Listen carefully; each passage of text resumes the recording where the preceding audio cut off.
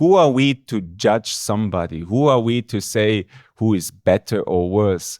Do we really think that God loves anybody more or less because of a title, because of a external clothes, because of a tilak, because of a mala? Are we really so stupid? Guruji said, if you think like that, then you are actually worse, because as a devotee, you should understand that God loves everybody the same. He goes even so far to say that God loves the greatest criminal more than the greatest saint ever would be able to love him. Let that sink in. God loves the greatest criminal more than the greatest saint could ever love God. So who are we to think that we are better? If you think you are better, then you are definitely worse. And to tell other people what they have to do and what they not to have to do is very presumptuous. It probably comes from a good place, but it is somehow not our place. Everybody has their individual relationship with Guruji. Everybody has their individual relationship with God. And I can really tell you, I have seen long-term devotees, even brahmacharis, and even higher grade people behaving like the worst. So what is really left? The ego, once the ego takes over, we are done. We always have to watch out for that. Because being a devotee, the first thing of being a devotee is being humility, being humble. Gajendra, when he was in the water, Narayana did not appear. He is fighting, he thinks he can do it. I am powerful, I am Gajendra. Only when he gives up, then Gajendra Moksha, then there is the inspiration. When we are humble, when we surrender, that is what the devotee really does, not egoism. And it's very interesting because we can observe it. Now we just had Shivaratri. I tell you, who was here for Shivaratri? Lift your hand. Okay, some of you were here. I can tell you my favorite part of Shivaratri. My favorite part of Shivaratri is Guruji distributing the lingams. That's my favorite part. He's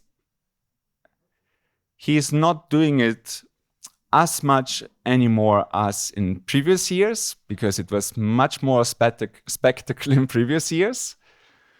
But it's beautiful to observe the people, how everybody gets like, I get my lingam, I on my lingam.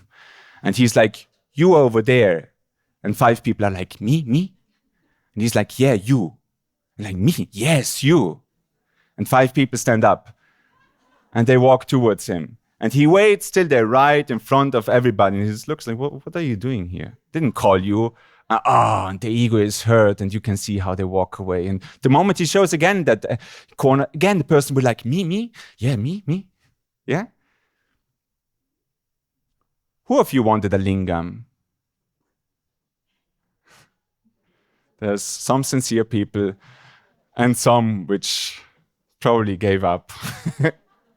I can tell you, when I was here for my first Shivaratri, because when I was in India, before I met Gurudev, I got some blessings from manifested Shivalingams, which transformed my life tremendously. So I was so grateful for those blessings, and I really wanted a lingam, because it was something which showed me something deep inside.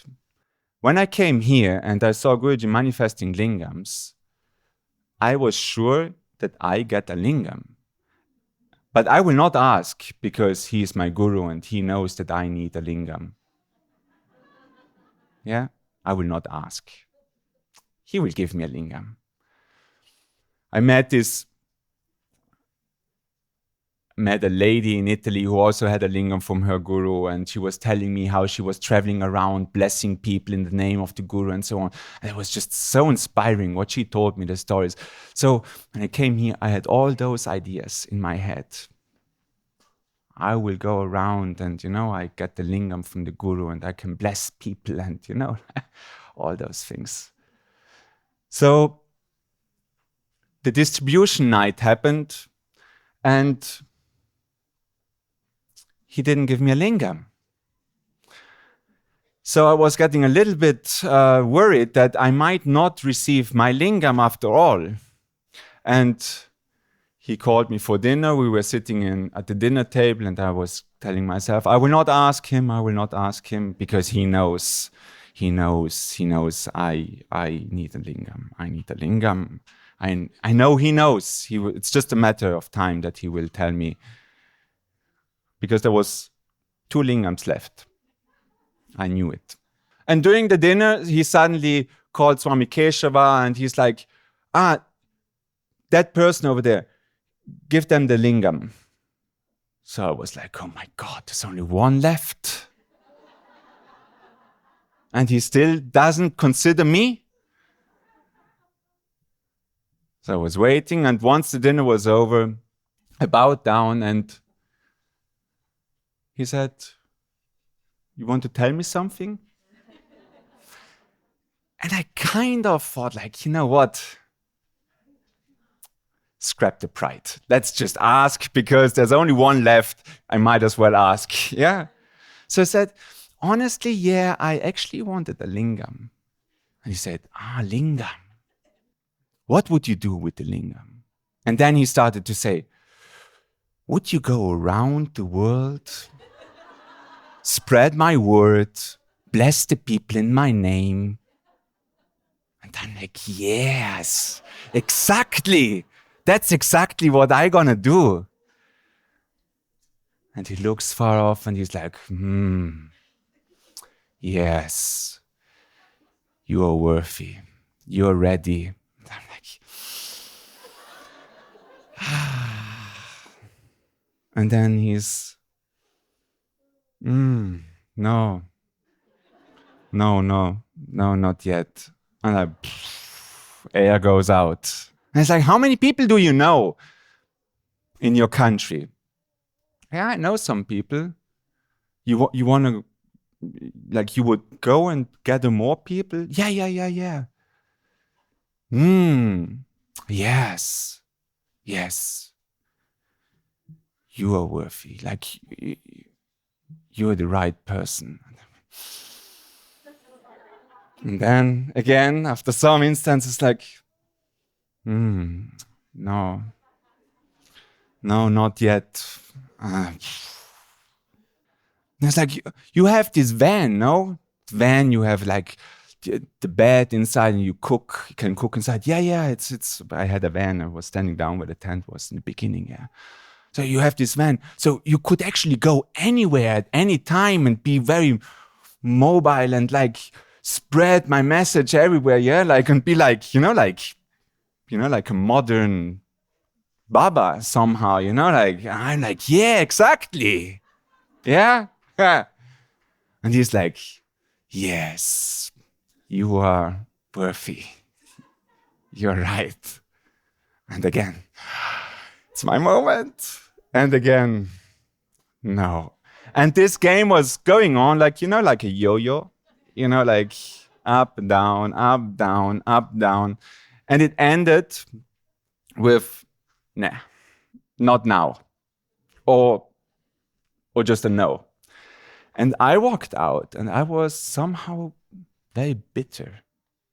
You can imagine, disappointed, no? Because I had a big expectation. I will get the lingam, and my guru, he knows that I'm the right one. I need a lingam.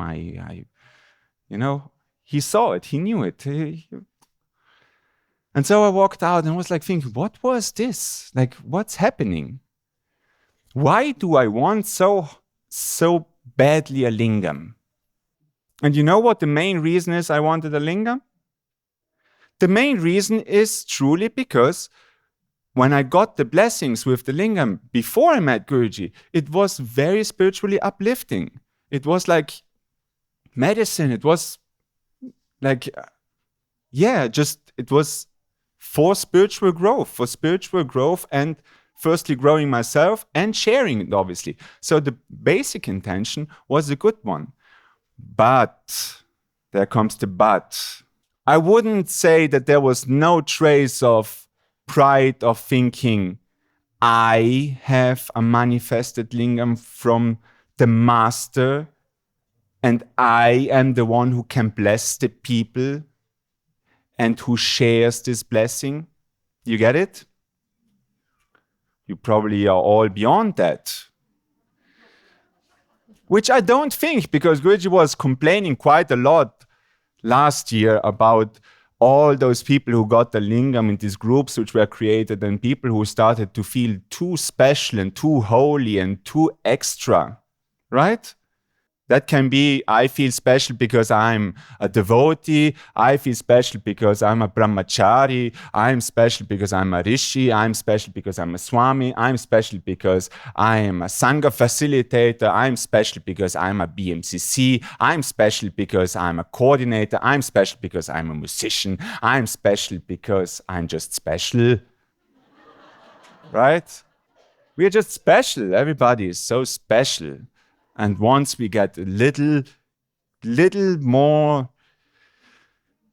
a little blessing, a little more attention, then our ego, name and fame, yeah? The greatest enemy of any spiritual seeker is just, it's there. It would be absolute lie if we deny it. It would be dangerous to not see it. So it was also for me. In that moment, I realized that is also there. Ego is there. Pride is there. And that is something which is very dangerous. That is not something which a devotee cultivates. That qualities is not what a devotee cultivates. A devotee should not cultivate pride, arrogance, thinking of being special. You're not worse than anybody, and you're not more special than anybody. You are perfect the way you are because you are. That's it. And everybody is perfect the way they are. That's it. God loves everybody the same. The greatest criminal, he loves more than the greatest saint will ever love him. Guruji loves everybody the same. And so I walked out and I was thinking about those things, and I was like, okay, there's this pride stuff, there's the ego part, and then there's the other part, which is like, I want to spiritually grow. But that is already taken care. I found my Sadguru. My Sadguru has taken care or has taken on the duty to get me to the final destination. He is in charge of my spiritual growth. He knows what is the main thing. He is like the Lord coming on Garuda and saving me. I'm just Gajendra and in fighting with the crocodile, thinking, I can do it, I need this, I need to liberate, I need to do my sadhana, and then I will get free. Till you come to the realization, you can do your part, it's good you do your part, but it's so much. Then just surrender. So if he's in charge, then I don't need to worry. If it's important that I get a lingam, he will give me a lingam. If I don't get a lingam, it's because I don't need it for the spiritual growth. That's it. And so by reasoning this way, actually, that whole thing, I need a lingam, just got away. Because I don't live to have a lingam. I live to serve, to love, and to grow in love. And that's my purpose. And my guru knows the path for me. He guides me on it. And whatever he gives me is the right thing. Whatever he takes away is the right thing. So just relax. Yeah. After that happened, that clarity came in. And once the desire was gone, guess what? We were in the old temple. He just showed me the whole ocean of deities, which was on the old altar long time back. Some of you might remember. And then when he showed me Shiva, and he was like, oh, yeah, you wanted a lingam, right? And I'm like, yeah, kind of. Like, it's, and he's like, just bring me some water. And I brought him a glass of water, and it was like, whoops. Here's your lingam. And I'm like, oh, thank you. Nice. Like, I'm happy for it. I love him. It's nice. But it was like, once that I am more special if I have. Once those feelings were gone, then you get it. If you need it. If you don't need it, you don't get it. And if you get it, still be careful, whatever you get, be it a lingam, be it a title, be it an initiation, be it not an initiation, be it whatever. Always watch out for your ego, for your pride. Because it will always be there and will always want its share. A Vaishnava, like Guruji says, a true Vaishnava is firstly an amazingly kind, loving, happy and helpful human being. He said in another X of him, why we want to be or become a Vaishnava. To be or become a Vaishnava is not a destination or a state that one achieves. To be a Vaishnava is a deep determination of the inside, which is unshaken by any external change. To live and breathe the divine qualities that so many saints even gave up their lives to protect. He goes on to say, to be a Vaishnava for one person may mean the difference between becoming strong and clear rather than remaining delicate and indecisive. For another person, it may mean learning to open their heart and see with love and kindness rather than with strict rules and rigid expectations. To become a Vaishnava is the greatest blessing that the Sadguru can guide one towards. This eternal journey is one that every Atma longs to undertake, because it is the fulfillment of the original eternal loving relationship between the Atma and the Paramatma, between the Jiva and Bhagavan, between the Bhakta and the Sadguru. To be a Vaishnava is to be so strong and clear as to see the divinity in the Sadguru's every word and blessing, to recognize it as a more important than any lifetime upon this earth, and to follow his word, because in doing so, eternal freedom, true and lasting joy, deep contentment and satisfaction of every wish one has ever had is guaranteed. This is what it means to be a Vaishnava. Anybody here who became a devotee, who wears a tilak on your head, are you those things? Are you so clear? Are you so dedicated? If you're not, then become it more before you start to point finger on other people and teach other people what they should do and what they should not do. We are nobody to tell other people. You can share your path, you can inspire other people, be a light for other people, yes. But everybody has their individual relationship. And we don't know, because the greatest initiation is in the heart. There's people who see a picture of him and break out in tears and say, finally I found you. And then there's people who 30 years knew him, and after 30 years, they fell at his feet and were saying, all this life I had to walk around to recognize that it was always you who guided me. And between an instant and between a lifetime, there's all kinds of different experiences. Everybody of us here has a different experience, has a different relationship, has a different process. So let everybody have their process. We are not more special and we are not less special. We are not more loved or we are not less loved if we are this or if we are that. We are all on the path towards God, and it is a great opportunity, and everybody is free to follow this path in whatever capacity they feel that they want to.